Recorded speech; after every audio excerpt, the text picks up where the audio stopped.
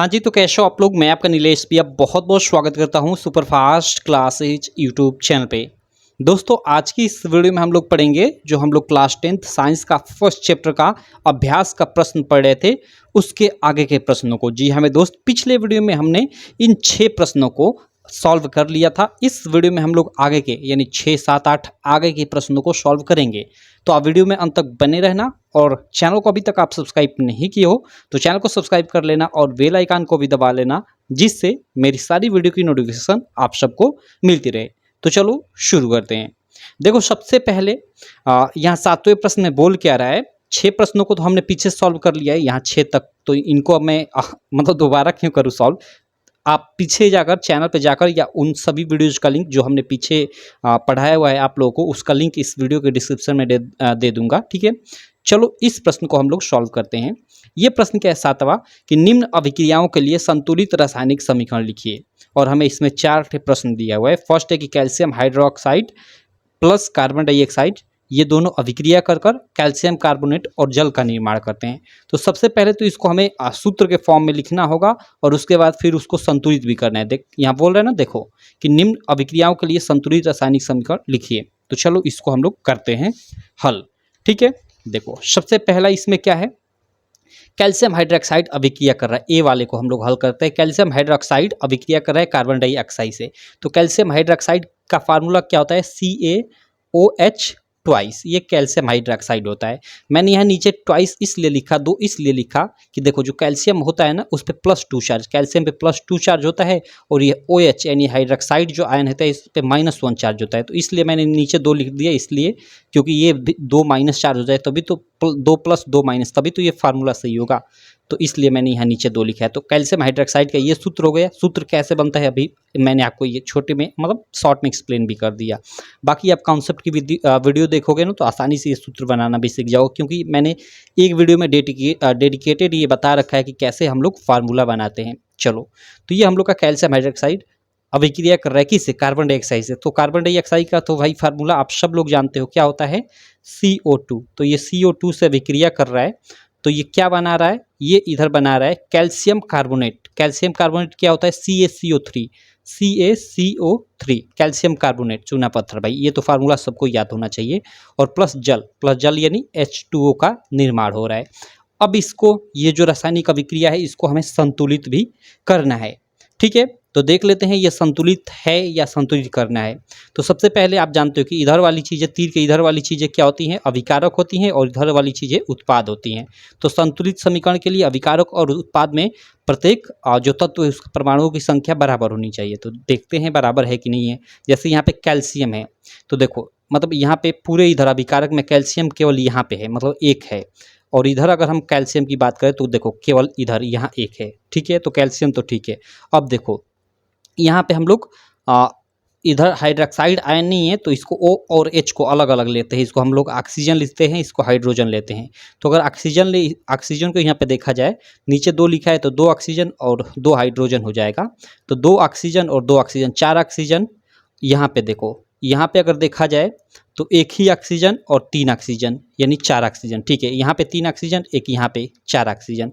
और अगर हाइड्रोजन को देखा जाए तो 2 हाइड्रोजन यहाँ पे, ठीक है। और इधर हाइड्रोजन H2 लिखा है यानी 2 हाइड्रोजन, ठीक है। और उसके बाद हम लोग कार्बन देखते हैं। कार्बन, अरे यार ये गड़बड़ हो रहा है क्या, कार्बन हम लोग का कहाँ गया, 1 मिनट। ओके, कार्बन तो यहाँ बीच में है ही सी, क्योंकि हम लोग अलग अलग देख रहे हैं। तो 1 कार्बन यहाँ, 1 कार्बन यहाँ, ठीक है। ये संतुलित भी है, कोई दिक्कत नहीं। केवल फार्मूला लिख दोगे तो ये संतुलित भी हो जाएगी। संतुलित करने की हमें आवश्यकता नहीं है इस समीकरण को। चलो तो ये तो ए वाला सॉल्व हो गया। अब हम लोग बी वाले पे चलते हैं। बी वाला क्या है, इसको थोड़ा मैं 1 मिनट इसको थोड़ा फोल्ड कर लेता हूँ तब अच्छा रहेगा। 1 मिनट, सॉरी। चलो यहाँ से इस बी वाले को देखते हैं। बी वाला क्या है, जिंक। जब अभिक्रिया कर रहा है सिल्वर नाइट्रेट से तो जिंक नाइट्रेट और सिल्वर का निर्माण कर रहा है, ठीक है। इसको सबसे पहले हम लोग लिख लेते हैं फार्मूले के रूप में। जिंक क्या होता है, Zn। जिंक का ये प्रतीक होता है। जब जिंक किससे अभिक्रिया कर रहा है, सिल्वर नाइट्रेट क्या होता है, AgNO3। सिल्वर नाइट्रेट का फार्मूला AgNO3 होता है। नाइट्रेट पे -1 चार्ज और सिल्वर पे +1 चार्ज, क्लियर। तब सिल्वर नाइट्रेट से जिंक अभिक्रिया करता है तो क्या बनाता है, जिंक नाइट्रेट। ठीक है, क्या बनाता है, जिंक नाइट्रेट। जिंक नाइट्रेट का फार्मूला क्या होता है, ZnO3 ट्वाइस। ठीक है, क्योंकि जिंक पे +2 चार्ज होता है इसलिए मैंने यहाँ पे 2 लिखा है, क्योंकि इस पे भी, इस पे -1 चार्ज होता है तो इसलिए प्लस माइनस बराबर हो आपस में। तो ये जिंक नाइट्रेट का फार्मूला हो गया, और प्लस यहाँ पे सिल्वर है तो सिल्वर Ag। अब इसको हमें संतुलित करना है, संतुलित है कि नहीं है, और अगर नहीं है तो इसे हमें संतुलित करना है। तो चलो इसको हम लोग देखते हैं। सबसे पहले इधर हम लोग और इधर दो भागों में बांट लेंगे। तो इधर हम लोग सबसे पहले जिंक है तो जिंक देखते हैं इधर कितना जिंक है, तो केवल यहाँ पे जिंक है। अब इधर देखते हैं, इधर हम लोग का केवल यहाँ पे एक जिंक, तो एक इधर, क्लियर, जिंक का तो काम खत्म। अब देखो Ag, अगर हम लोग सिल्वर देखें तो इधर पूरे में यहीं पे केवल सिल्वर है और यहाँ पे सिल्वर Ag, ठीक है, कोई दिक्कत नहीं। अब देखो NO3 है और यहाँ पे NO3 यानी नाइट्रेट आयन, लेकिन यहाँ पे 2 नाइट्रेट है और यहाँ पे 1 है, तो हमें 2 बनाना पड़ेगा। तो इसके लिए यहाँ पे हमें 2 लिखना पड़ेगा, तभी तो आगे 2 मीन्स 2 नाइट्रेट आयन। ठीक है, तो यहाँ 2 नाइट्रेट, लेकिन इससे Ag का काम गड़बड़ हो जाएगा, क्योंकि Ag यहाँ पे अब 2 हो गया है और यहाँ पे 1 है, तो यहाँ पे 2 Ag हमने लिख लिया। अब देखो, और जिंक तो 1 है ही, ठीक है। अब ये संतुलित हुए, आप लोग देख लो, मिला लो, जिंक 1 2 Ag यानी 2 Ag और नाइट्रेट नीचे NO3 और आगे 2 लिखा है मतलब 2 नाइट्रेट आयन, तो NO3 नीचे 2 लिखा है मतलब 2 नाइट्रेट आयन, क्लियर, ये संतुलित भी हो गया आपका। तो ये बी वाला आपको ऐसे फार्मूला लिखकर आपको संतुलित कर देना है, क्लियर। चलो आशा करता हूँ ये आपको क्लियर हो गया होगा। अब हम लोग आगे चलते हैं सी वाले प्रश्न पे। सी वाला प्रश्न क्या बोल रहा है, यहाँ पे आप लोग देख सकते हो सी वाले प्रश्न पे कि एल्यूमिनियम जब अभिक्रिया करता है कॉपर क्लोराइड से, ठीक है, तो ये एल्युमिनियम क्लोराइड और कॉपर का निर्माण करता है। तो चलो सबसे पहले लिख लेते हैं, एल्युमिनियम का प्रतीक क्या होता है, Al, ठीक है, ये एल्युमिनियम हो गया। जब यह किससे अभिक्रिया कर रहा है, कॉपर क्लोराइड यानी CuCl2, ठीक है, कॉपर क्लोराइड से अभिक्रिया कर रहा है, तो यह किस चीज़ का निर्माण कर रहा है, aluminium chloride. Okay, aluminium chloride AlCl3 aluminium chloride. आप कहोगे आप यहाँ पे Cl2 लिखो, यहाँ पे Cl3 लिखो, ऐसा क्यों? तो देखो ऐसा इसलिए क्योंकि कॉपर पे +2 चार्ज होता है इस, और क्लोरीन पे हम लोग का -1 चार्ज होता है, इसलिए मैंने यहाँ पे नीचे 2 लिखा है, क्योंकि Cl -2 हो जाए, इसलिए -2 चार्ज हो जाएगा, तो +2 और -2, तभी ये फार्मूला राइट होगा, क्लियर। और यहाँ पे एल्युमिनियम पे +3 चार्ज होता है, तो इसीलिए मैंने यहाँ पे 3 लिखा है, क्योंकि -1 3 यहाँ पे माइनस चार्ज हो जाए, क्लियर। चलो, तो ये आपका फार्मूला, ये लिखने का तरीका होता है। तो एल्युमिनियम कॉपर क्लोराइड से जब अभिक्रिया करता है तो एल्युमिनियम क्लोराइड और उसके अलावा कॉपर का निर्माण करता है, तो प्लस यहाँ पे आपका कॉपर हो जाएगा। अब भी ये तो हम लोग का हमने लिख दिया, जैसे ये दिया है यहाँ पे हमने लिख दिया। अब इसको हमें क्या करना है, संतुलित करना है। तो चलो देखते हैं, इसको संतुलित करते हैं। तीर के इधर और इधर हमें देखते हैं कि तत्वों के परमाणुओं की संख्या बराबर है कि नहीं है। अगर नहीं है तो उसे हमें संतुलित करना है। तो सबसे पहले यहाँ एल्युमिनियम, इधर एल्युमिनियम केवल अकेला, इधर भी एल्युमिनियम केवल अकेला, ठीक है। कॉपर की अगर हम लोग बात करें, एक कॉपर, इधर भी एक कॉपर। और अगर हम लोग क्लोरीन की बात करें तो देखो क्लोरीन यहाँ पे 2 है और यहाँ पे 3 है, तो फिर ये तो गड़बड़ हो गया ना। तो यहाँ पे अगर 2 तिहाई 6, यहाँ पे मैं 3 लिख दूँ तो 2 तिहाई 6 हम लोग का क्लोरीन हो जाएगा, और अगर मैं यहाँ पे 2 लिख दूँ तो 3 दूना के 6 हम लोग का क्लोरीन हो जाएगा, ठीक है। लेकिन इससे इस एल्युमिनियम और कॉपर की में संख्या में फ़र्क पड़ेगा। तो फिर हम लोग एक बार शुरू से देख लेते हैं। हम लोग का इधर हम लोग का क्या हुआ, 3 यहाँ पे कॉपर हुआ, लेकिन कॉपर यहाँ पे केवल 1 है, तो यहाँ पे हमें 3 लिखना पड़ेगा, तभी तो 3 कॉपर होगा। और देखो इधर एल्युमिनियम 1 है, लेकिन यहाँ एल्युमिनियम हम लोग का 2 है, क्योंकि यहाँ 2 हमने संतुलित करने के लिए लिख दिया है।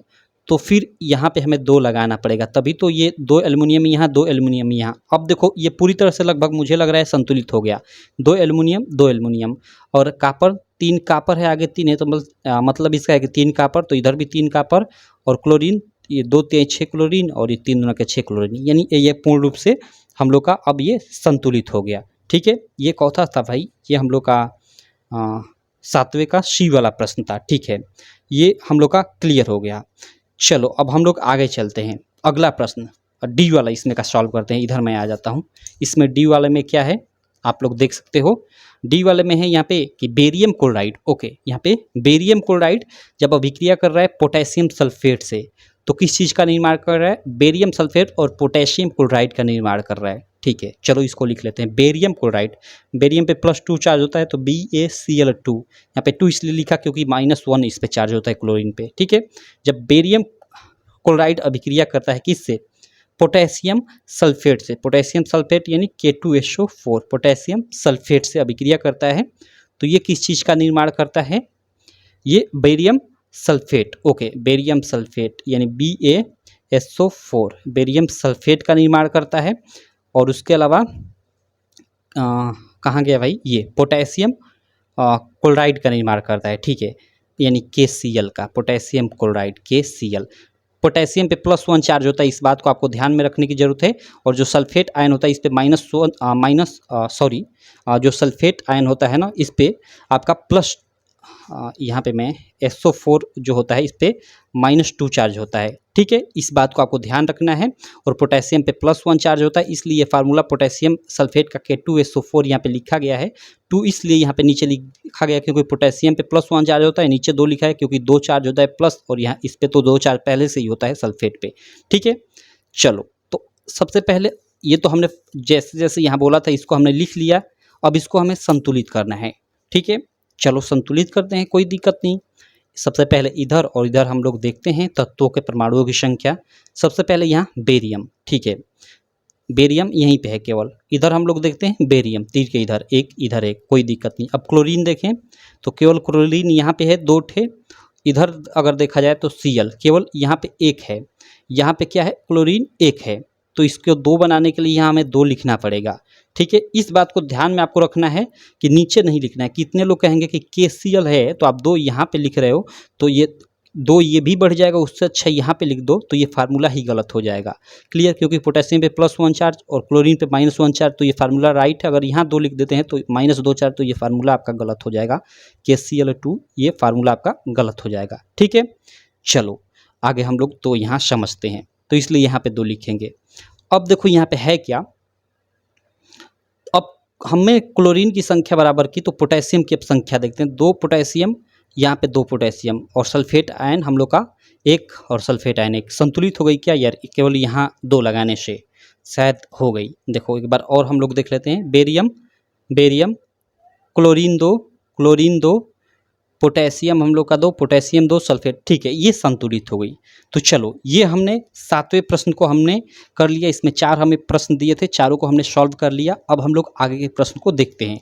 और इस बात को आपको ध्यान में रखने की जरूरत है कि ये जो 6 नंबर, 7 नंबर और ये जो 8 नंबर प्रश्न है, निश्चित है इससे आपके एग्जाम में आना ही आना है। ठीक है, ओके यार, चलो अब हम लोग अगले प्रश्न पे चलते हैं। अगला प्रश्न करते हैं 8वां प्रश्न क्या है आप लोग देख सकते हो, सेम उसी तरह है। निम्न अभिक्रियाओं के लिए संतुलित रासायनिक समीकरण लिखिए एवं प्रत्येक अभिक्रिया का प्रकार बताइए। सिंपल, इसमें अभिक्रिया का थोड़ा प्रकार भी बताना है हमें। इस अभिक्रियाओं को लिखना है, संतुलित करना है, और साथ ये भी बताना है कि जो अभिक्रिया है वो किस प्रकार की अभिक्रिया है। चलो कोई दिक्कत नहीं, इसको भी हम लोग सॉल्व करते हैं। रुक जाओ, इसको थोड़ा मैं इस तरफ उल्टा फोल्ड कर लेता हूँ, उसके बाद इस क्वेश्चन को भी हम लोग सॉल्व करते हैं। 1 मिनट, चलो ओके। पहला इसमें प्रश्न क्या है आप लोग देख सकते हो स्क्रीन पे, वो है पोटेशियम ब्रोमाइड। ठीक है, पोटेशियम ब्रोमाइड अभिक्रिया कर रहा है बेरियम आयोडाइड से, तो यह पोटेशियम आयोडाइड और बेरियम ब्रोमाइड का निर्माण कर रहा है। ठीक है, इसकी सबसे पहले तो हमें रासायनिक अभिक्रिया लिखनी है और संतुलित कर कर हमें रासायनिक अभिक्रिया का प्रकार भी बताना है। चलो कोई दिक्कत नहीं। पोटेशियम ब्रोमाइड, ठीक है, यानी के, पोटेशियम के और Br, पोटेशियम ब्रोमाइड हो गया। ठीक है, उसके बाद चलो बेरियम आयोडाइड, तो प्लस बेरियम आयोडाइड। बेरियम क्या होता है? Ba आयोडाइड I2, आई से आयोडाइड बोलते हैं। बेरियम पे +2 चार्ज, इस पे -1, तो इसलिए हमने 2 लिखा है। तो ये बेरियम आयोडाइड हो गया। जब यह अभिक्रिया कर रहा है इन दोनों से, जब ये चीज़ें अभिक्रिया कर रही हैं तो क्या हो रहा है कि potassium iodide, okay, potassium iodide यानी Ki, ठीक है, पोटेशियम आयोडाइड और प्लस बेरियम ब्रोमाइड। ठीक है, क्या? बेरियम ब्रोमाइड, तो Ba आपका बेरियम हो गया और Br ब्रोमाइड हो गया, ये बेरियम ब्रोमाइड हो गया। लेकिन यहाँ पे इस पे -1 चार्ज होता है इसलिए नीचे 2 लिखेंगे तब फार्मूला सही होगा। ठीक है, ये बेरियम ब्रोमाइड का फार्मूला हो गया। अब यहाँ पे हम लोग को क्या करना है कि इसे हमें सबसे पहले अब संतुलित करना है। तो चलो संतुलित कैसे करेंगे, सबसे पहले थोड़ा इसको समझा देता हूँ कि सारा फार्मूला मैंने कैसे लिखा, क्योंकि इसमें फार्मूला आपको याद नहीं होगा एक भी। देखो पोटेशियम ब्रोमाइड बोल रहा है, तो पोटेशियम का आप जानते हो कि प्रतीक क्या होता है, के होता है, और आपका ब्रोमीन, ब्रोमाइड यानी वही ब्रोमीन। ठीक है, तो ब्रोमीन पे हम लोग का -1 चार्ज होता है, तो केवल यहाँ ब्रोमीन हमने लिख दिया, क्योंकि इस पर +1 चार्ज, इस पर -1 चार्ज, तो ये हम लोग का फार्मूला राइट हो जाएगा। ठीक, उसके बाद बेरियम आयोडाइड है, तो बेरियम हम लोग का Ba हो गया प्रतीक, इस पे +2 चार्ज होता है, और आयोडाइड, आयोडाइड I होता है, और आयोडाइड पे -1 चार्ज होता है। ठीक है, इसलिए मैंने यहाँ पे नीचे 2 लिखा, क्योंकि -2 चार्ज हो जाए तभी तो +2 चार्ज -2 चार्ज फार्मूला तभी तो राइट होगा। और यहाँ उसके बाद हमें क्या निर्माण यहाँ पे हो रहा है, पोटेशियम आयोडाइड का। तो देखो ये पोटेशियम हो गया +1 चार्ज, और आयोडाइड पे -1 चार्ज, तो -1 सिंपल बराबर है, तो कोई यहाँ नीचे 2 या 3 लगाने की जरूरत नहीं है। उसके बाद हम लोग का बेरियम ब्रोमाइड, तो बेरियम का प्रतीक क्या होता है, Ba, तो ये बेरियम हो गया, और इस पे +2 चार्ज होता है, आप सब लोग जानते हो, और ब्रोमाइड। ठीक है, यानी ब्रोमीन पे हम लोग का क्या होता है, -1 चार्ज, तो इसलिए नीचे हमने यहाँ पे 2 लिखा है, जिससे -2 चार्ज हो जाए और यह फार्मूला राइट हो जाए। तो इस प्रकार ये कुछ फार्मूला लिखा गया है। अब इसको हमें संतुलित करना है, तो चलो इसको हम लोग थोड़ा संतुलित भी करते हैं। देखो यहाँ पे सबसे पहले यहाँ पे पोटेशियम इधर और इधर 2 हमें भागों में देखना है, तो इधर हम लोग का पोटेशियम 1, पोटेशियम इधर 1, ब्रोमीन हम लोग का यहाँ पे 2 है और इधर 1 है, तो इसलिए हमें 2 लिखना पड़ेगा। क्लियर, तो हम लोग का पोटेशियम गड़बड़ हो जाएगा, 2 हो जाएगा, इसलिए इसके आगे भी हमें यहाँ पे 2 लिखना पड़ेगा। ठीक, तो हम लोग का 2 पोटेशियम, और हम लोग का ये क्या है ब्रोमीन, इधर भी 2 ब्रोमीन। ठीक है, उसके बाद हम लोग देखते हैं बेरियम यहाँ पे 1, यहाँ पे बेरियम 1। अब आयोडाइड देखते हैं, आयोडाइड यहाँ पे 2 है, और इधर I के आगे यहाँ नीचे 2, तो ये भी आयोडाइड 2, यानी हम लोग का ये संतुलित भी हो गया, इधर 2 और इधर 2 हमें केवल लगाने से। अब यह किस प्रकार की अभिक्रिया है, हमें ये भी बताना है कि यह किस प्रकार की अभिक्रिया है। तो देखो KBr और BaI, देखो यहाँ हम लोग का Ba हट गया है, और इसके जगह पे ये पोटेशियम आ गया है, तो पोटेशियम आयोडाइड हो गया है, और यह बेरियम यहाँ इस पोटेशियम को हटाकर इसके जगह पे आ गया है, यानी आपस में ये दोनों विस्थापित हो गई। तो ये एक द्विविस्थापन अभिक्रिया का उदाहरण है, जहाँ आयनों का आदान प्रदान होता है, वो द्विविस्थापन अभिक्रिया होती है, आपने पढ़ा होगा, मैंने पढ़ाया भी है।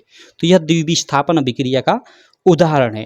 क्लियर, चलो तो पहला आपका यहाँ पे क्लियर। अब दूसरा इसमें बी वाला देख लेते हैं। बी वाला क्या है, ऐसे थोड़ा कर लेता हूँ। बी वाला है कि जिंक कार्बोनेट, ठीक है, जिंक कार्बोनेट ZnCO3, ये जिंक कार्बोनेट हो गया। ठीक है, ये जब अभिक्रिया नहीं कर रहा है क्या, जिंक कार्बोनेट सीधे सीधे ये अभिक्रिया मतलब अभिक्रिया कर रहा है, लग रहा है कि इसको गर्म किया जा रहा है।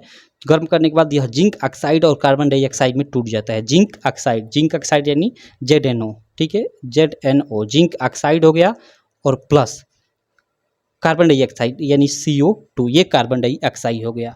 क्लियर, अब यह किस प्रकार की अभिक्रिया है और इसको हमें संतुलित भी करना है, तो संतुलित देख लेते हैं। इधर जिंक हम लोग का 1, इधर भी जिंक 1, और हम लोग का कार्बोनेट यहाँ पे 3 हो गया भाई। ओके, हम लोग का अलग अलग देख लेते हैं। कार्बन 1 ऑक्सीजन 3, तो 2 और 1 3 ऑक्सीजन, ये संतुलित भी है। सिंपल, इसको कोई संतुलित करने की जरूरत नहीं है। अब यह किस प्रकार की अभिक्रिया है, यहाँ हमें ये देखना है। तो यह देखो एक प्रकार की वियोजन अभिक्रिया है। क्यों? क्योंकि हमने देखा था वियोजन अभिक्रिया में कि जहाँ एकल उत्पाद टूटकर 2 या 2 से अधिक उत्पाद मैंने बोला एकल अभिकारक, ठीक है, क्योंकि ये अभिकारक होता है इधर वाला, ठीक है।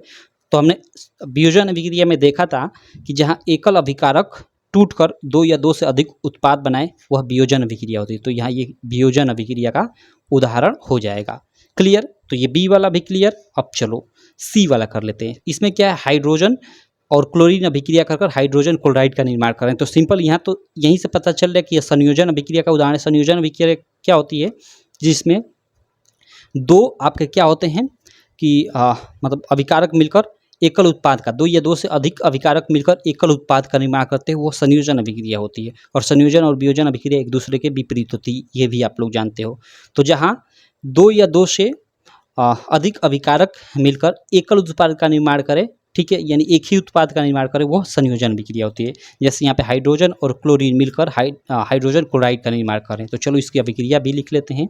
ये सी वाला प्रश्न है, माफ़ करना, सी वाला है ना, हाँ ये सी वाला है, हाइड्रोजन और क्लोरीन, ठीक है। और हाइड्रोजन किस फॉर्म में है? गैस फॉर्म में, तो उसका फार्मूला H2, और क्लोरीन में गैस फॉर्म में तो C2, ठीक है। आपका ये हाइड्रोजन हो गया, क्लियर। और उसके बाद क्लोरीन, ये क्लोरीन हो गया। और आगे देखो ये लिखा है ना जी मतलब गैस रूप में है, तो यहाँ आप भी लिख सकते हो कि यह गैस रूप में है, यह गैस रूप में है, ठीक।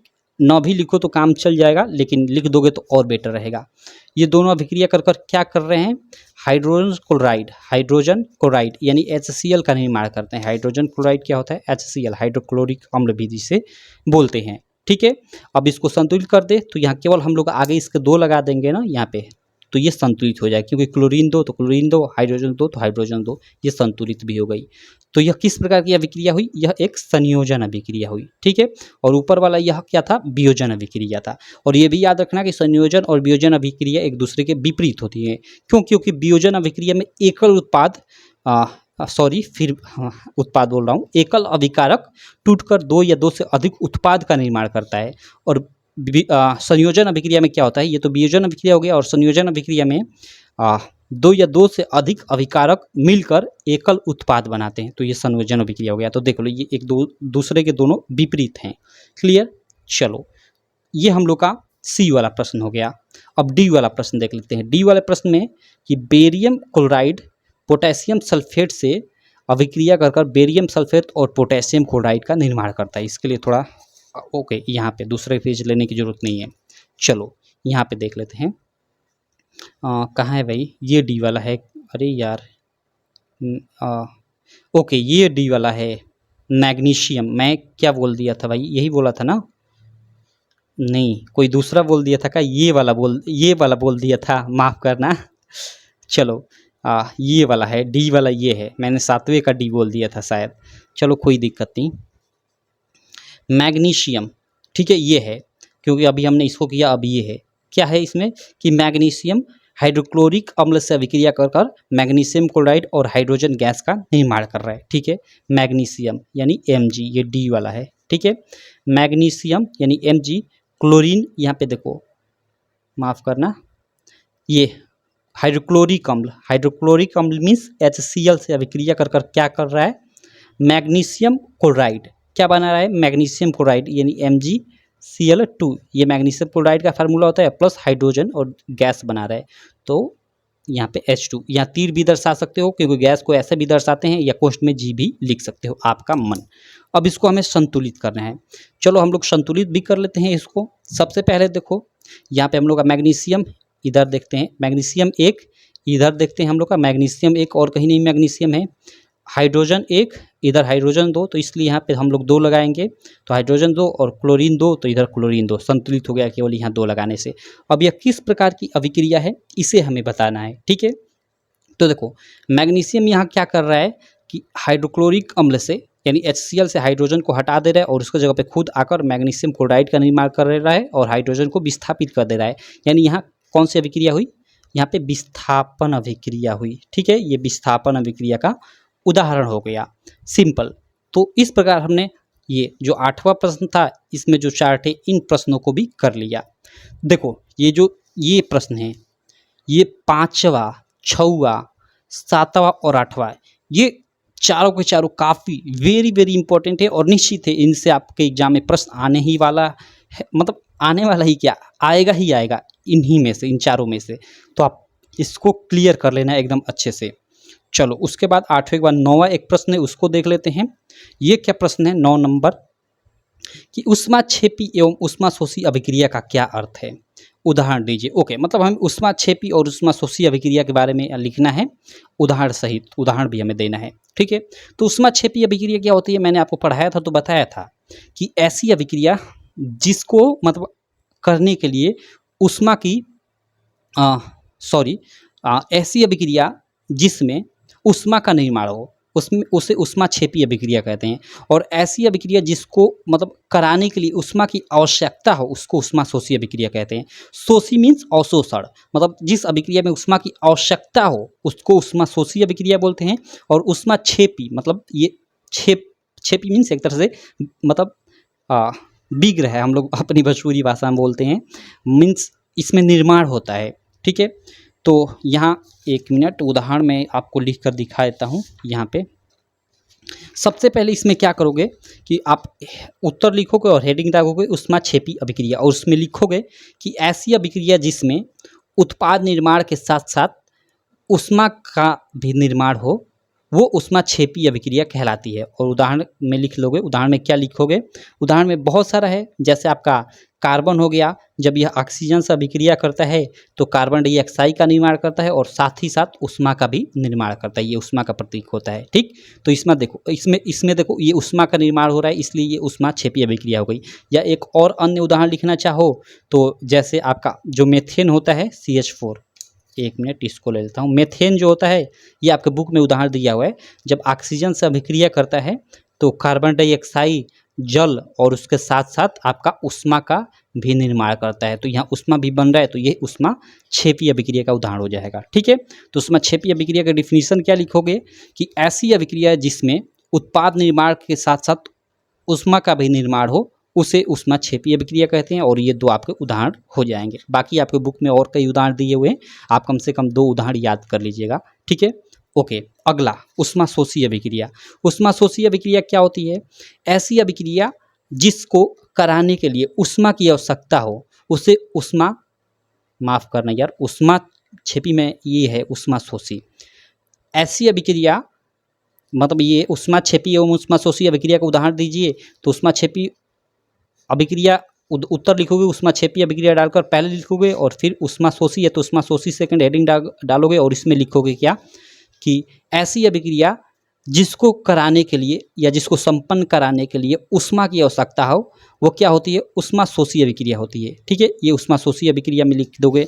जैसे अगर उदाहरण के तौर पे देखा जाए तो जैसे उदाहरण के तौर पर देखा जाए तो कैल्शियम कार्बोनेट CaCO3 को, ठीक है, हम लोग क्या करते हैं कि जब गर्म करते हैं, ठीक है, तो यह CaO कैल्शियम ऑक्साइड और कार्बन डाइऑक्साइड में टूट जाता है। तो इस अभिक्रिया को कराने के लिए हमें ऊष्मा की आवश्यकता पड़ी, यानी ऊष्मा का यहाँ अवशोषण हुआ, तो इसलिए इसको हम लोग ऊष्माशोषी अभिक्रिया बोलते हैं। सिंपल। तो ऊष्माक्षेपी अभिक्रिया और ऊष्माशोषी अभिक्रिया क्लियर। ऊष्माक्षेपी अभिक्रिया क्या हो गई? ऐसी अभिक्रिया जिसमें उत्पाद निर्माण के साथ साथ ऊष्मा का भी निर्माण हो ऊष्माक्षेपी अभिक्रिया कहलाती है। और ये 2 उदाहरण हो गए आपके। और ऊष्माशोषी अभिक्रिया क्या हो गया कि ऐसी अभिक्रिया जिसको संपन्न कराने के लिए ऊष्मा की आवश्यकता हो उसे ऊष्माशोषी अभिक्रिया कहते हैं, और इसका ये उदाहरण हो गया। ठीक है, इसके अलावा और कई थे उदाहरण हो सकते हैं, जैसे AgCl। ठीक है, AgCl यानी सिल्वर क्लोराइड को हम लोग सनलाइट में रखते हैं तो क्या करता है कि Ag इस सॉलिड रूप में अलग हो जाता है और इससे गैसीय रूप में जो क्लोरीन होता है उड़ जाता है। ठीक है, ये हो गया। और यही AgBr के भी साथ होता है, AgBr। ठीक है, इसमें क्या होता है कि फिर Ag सॉलिड रूप में मतलब रह जाता है और ये ब्रोमीन जो होता है वो क्या करता है कि हवा में उड़ जाता है, ठीक, गैसीय रूप में। तो ये उदाहरण हो गए, इसको आप संतुलित करते रहना। बाकी चलो, तो इसको मैं अब साइड में रखता हूँ। तो ये हो गया हम लोग का 9वां प्रश्न। 10वां प्रश्न देख लेते हैं और उसके बाद इस वीडियो को हम लोग एंड करते हैं, क्योंकि काफ़ी लंबी वीडियो हो गई। अब नेक्स्ट एक वीडियो में हम लोग आगे के सारे प्रश्नों को सॉल्व कर लेंगे और फिर अगला चैप्टर हम लोग स्टार्ट करेंगे। अगला प्रश्न है यहाँ पे कि श्वसन को ऊष्माक्षेपी अभिक्रिया क्यों कहते हैं? ओके, यहाँ पे हमें प्रश्न दिया कि जो श्वसन होता है उसको ऊष्माक्षेपी अभिक्रिया क्यों कहते हैं। सबसे पहले तो आपको आना चाहिए कि ऊष्माक्षेपी अभिक्रिया होता क्या है। तो ऊष्माक्षेपी अभिक्रिया मतलब जिसमें ऊष्मा का निर्माण हो, ऐसी अभिक्रिया जिसमें उत्पाद का निर्माण तो हो ही हो, साथ में ऊष्मा का भी निर्माण हो, ऊष्माक्षेपी अभिक्रिया कहलाती है। तो देखो, जब हम लोग श्वसन करते हैं, श्वसन की क्रिया में ना ऊष्मा का भी निर्माण होता है। जैसे मैं आपको एग्जाम्पल के तौर पे दूं तो श्वसन क्रिया में होता क्या है कि हमारे शरीर में उपस्थित ग्लूकोज C6H12O6, ये ग्लूकोज जब ऑक्सीजन से अभिक्रिया करता है, ये दोनों हमारे शरीर में ही उपस्थित होते हैं। ठीक है, ग्लूकोज तो हमें भोजन से मिल जाता है और ये हम लोग का क्या होता है कि ऑक्सीजन भाई हम लोग सांस तो लेते ही हैं। तो जब ये दोनों आपस में अभिक्रिया करते हैं तो कार्बन डाइऑक्साइड, उसके अलावा जल यानी H2O और प्लस प्लस ऊष्मा का भी हमारे शरीर में निर्माण करते हैं। ठीक है, ये श्वसन की पूरी एक तरह से अभिक्रिया हो गई। तो इसकी सबसे पहले कैसे लिखोगे, श्वसन को ऊष्माक्षेपी अभिक्रिया क्यों कहते हैं, तो यहाँ हेडिंग में सब मतलब उत्तर डालोगे, जो भी प्रश्न हो उसका उत्तर डालोगे और लिखोगे कि हमारे शरीर में उपस्थित ग्लूकोज और ऑक्सीजन अभिक्रिया कर कर कार्बन डाइऑक्साइड और जल और उसके साथ साथ ऊष्मा का भी निर्माण करते हैं। इसलिए श्वसन को, या ऐसे भी लिख सकते हो कि श्वसन की क्रिया में ग्लूकोज और ऑक्सीजन आपस में अभिक्रिया कर कार्बन डाइऑक्साइड जल के साथ साथ ऊष्मा का भी निर्माण करते हैं। इसलिए श्वसन को ऊष्माक्षेपी अभिक्रिया बोलते हैं या कहते हैं। और ये नीचे उदाहरण लिख दोगे, सिंपल। इसको आप संतुलित करना चाहो तो आप करते रहना। इसके लिए आपको यहाँ 6 लगाना पड़ेगा और यहाँ भी आपको 6 लगाना पड़ेगा शायद, और यहाँ भी शायद 6 लगाना पड़ेगा। आप देख लेना, हाँ शायद यही होता है, यहाँ 6 होता है सब जगह। ठीक है, आप लोग देख लेना, इसको संतुलित करते रहना। बाकी आपके बुक में भी ये दिया हुआ है उदाहरण, इसको आप लोग याद कर कर रखना। ये 2 नंबर में ये प्रश्न मतलब आता है। क्लियर? चलो, तो ये 10वां प्रश्न भी आपको क्लियर हो गया। बाकी ये वियोजन अभिक्रिया संयोजन अभिक्रिया के विपरीत क्यों कहा जाता है, इन अभिक्रियाओं के लिए समीकरण लिखिए। इसको तो अभी मैंने ऊपर यहाँ कहीं बताया था। ठीक है, वियोजन अभिक्रिया और संयोजन अभिक्रिया में क्या होता है। वियोजन अभिक्रिया में एकल उत्पाद 2 या 2 फिर उत्पाद बोल रहा हूँ, माफ़ करना। वियोजन अभिक्रिया में एकल अभिकारक 2 या 2 से अधिक उत्पाद में टूट जाता है, और संयोजन अभिक्रिया में क्या होता है कि 2 या 2 से अधिक अभिकारक मिलकर एकल उत्पाद का निर्माण करते हैं। तो ये इसको हम लोग नेक्स्ट वीडियो में अच्छे से डिस्कस करेंगे, इसको और आगे के 11 नंबर और 12, 13 इसी तरह कर यहाँ 20 तक प्रश्न है। इन सभी प्रश्नों को हम लोग नेक्स्ट वीडियो में देखेंगे। इस वीडियो में बस इतना ही रहने देते हैं। आशा करता हूँ जितना अभी तक मैंने पढ़ाया आपको काफ़ी अच्छा लगा होगा, वीडियो काफ़ी अच्छी लगी होगी, सारी चीज़ें समझ में आ गई होंगी। अगर थोड़ा सा भी कहीं कुछ भी डाउट रह जाता है तो आप कमेंट जरूर करना, और साथ ही इस वीडियो को लाइक करना, चैनल को सब्सक्राइब करना। और इस वीडियो के डिस्क्रिप्शन में मेरी एप्लीकेशन है यूपीएमएसपी स्टडी, उसका लिंक भी मिल जाएगा। आप उसे जाकर गूगल प्ले स्टोर से ज़रूर डाउनलोड कर लेना। ठीक है, चलो मैं मिलता हूँ आपसे नेक्स्ट वीडियो में, तब तक के लिए थैंक यू।